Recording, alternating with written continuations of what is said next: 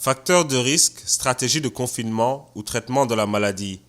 La Chine met ses expériences sur l'épidémie de la Covid-19 à la disposition des professionnels africains de la santé, convaincus que cela pourrait contribuer à de meilleures stratégies de riposte.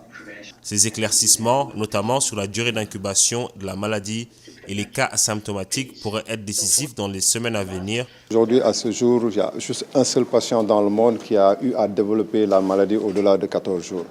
Et donc, cela nous conforte dans la stratégie, effectivement, de développer toute notre argumentation autour des 14 jours.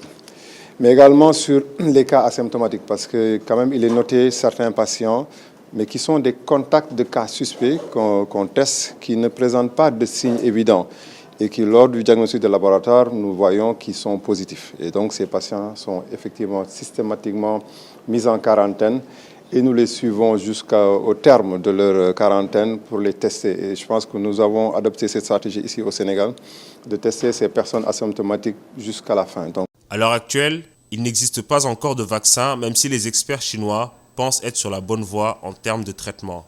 Des traitements intéressants qu'ils ont partagés par l'usage de la chloroquine, parce qu'on savait déjà que sur le plan laboratoire in vivo, la chloroquine avait un effet par rapport à un effet sur le virus. Et aujourd'hui, eux-mêmes, ils l'utilisent dans le cadre de la prise en charge de leurs patients au niveau de la Chine.